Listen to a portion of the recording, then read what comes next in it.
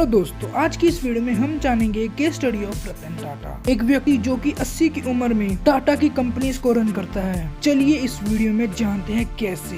ये पहले उनके बचपन के बारे में जान लेते हैं। रतन टाटा जी 28 दिसंबर 1937 को बॉम्बे में, जो कि अब का मुंबई है, वहाँ पैदा हुए थे। उनके पिता का नाम है नोबल टाटा। ये पैदा हुए थे सूरत में। बाद में उनको अडॉप्ट किया गया था टाटा ग्रुप एंड द सोनी Tata, the niece of Tata group founder Jamsetji Tata. In 1948 जब टाटा जी 10 साल के थे तब उनके पेरेंट्स अलग हो गए थे। फिर उनको पाल पोस के बड़ा किया उनकी दादी माँ ने, जो की थी नवाजी बाई टाटा, और पत्नी थी रतन जी टाटा। चलिए अब जान लेते हैं उनकी स्टडीज के बारे में। रतन जी ने अपनी स्टडीज कंप्लीट की थी 8th क्लास तक कैंपेन स्कूल मुंबई में। उसके बाद फिर वो cathedral and John Connon school in Mumbai में पढ़े थे।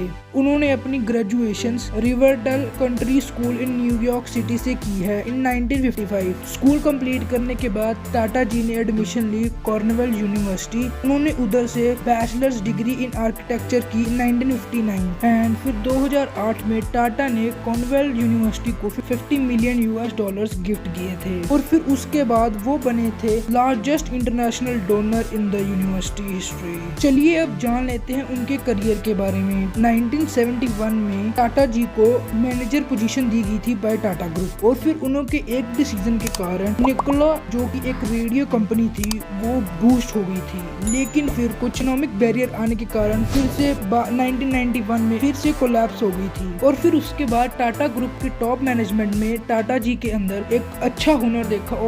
और फिर 1991 में जब JRD टाटा ने स्टेप डाउन किया चेयरमैन की कुर्सी से, तब रतन जी टाटा का नाम दिया गया फॉर द चेयरमैन। और फिर उसके बाद रतन जी ने कुछ ऐसे बड़े काम किए जो कि उनकी कंपनी को सफल ले गया। जैसे कि उन्होंने एक डील साइन की जिसमें कि उन्होंने सभी टाटा के सन्स को प्रॉपर कंपनी में हिस्सेदारी दी। उसके बाद पूरे 20 सालों के दौरान टाटा जी ने रेवेन्यू की ग्रोथ को 40% अप किया और कंपनी के प्रॉफिट को 50% से बढ़ाया। तो मोस्ट अफोर्डेबल टाटा की नैनो भी बनाई थी, लेकिन वो मार्केट में आते हुए फेल हो गई क्योंकि टाटा नैनो की मार्केटिंग बिल्कुल भी अच्छी नहीं थी। और फिर वो एक झटका था जो कि सफल नहीं हो पाया। उसके बाद लेकिन फिर टाटा ने जैगुआर एंड लैंड रोवर को एक्वायर किया। टाटा टी ने टेटले टी को एक्वायर किया। टाटा स्टील ने कोरस को एक्वायर किया, जो कि एक यूरोप बेस्ड स्टील कंपनी थी, एंड उसका हेडक्वार्टर लंदन में था। और ये कुछ पोजीशन के कारण टाटा की पोजीशन इंडिया से निकलकर पूरे देश में फैल गई। एंड टाटा का 65% ऑफ रेवेन्यू आता है operations and sales from international. चलिए अब जान लेते हैं रतन टाटा की इन्वेस्टमेंट्स।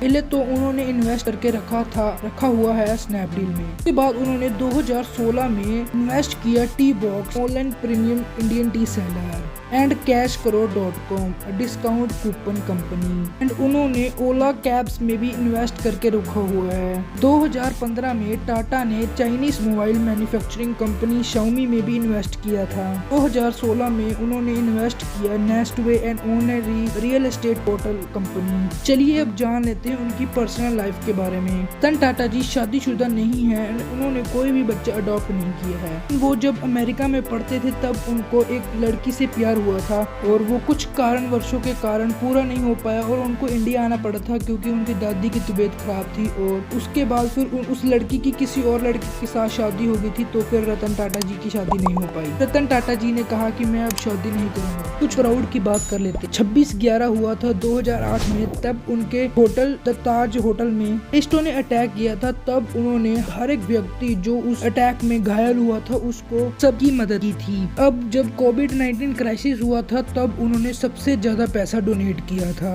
ये अब कुछ अवार्ड्स के बारे में जान लेते हैं जो कि मिले हैं रतन टाटा जी को। सबसे पहला अवार्ड उन्हें मिला था 2000 में, जो कि था पद्म विभूषण। 2006 में मिला था महाराष्ट्र विभूषण, और 2008 में मिला था पद्म विभूषण। लेटेस्ट 2021 में उन्हें मिला है असम विभूषण। दोस्तों ये थी full case study of Ratan Tata जी, जो कि हैं इंडिया के the oldest CEO and the owner of leading company in India, Tata. अगर आपको ये वीडियो अच्छी लगी हो तो इस चैनल को लाइक शेयर सब्सक्राइब जरूर से करें, और ये वीडियो अपने दोस्तों के साथ शेयर जरूर करें। 'Cause I don't give a fuck what you say. Yeah, I'ma do shit my way. So you can go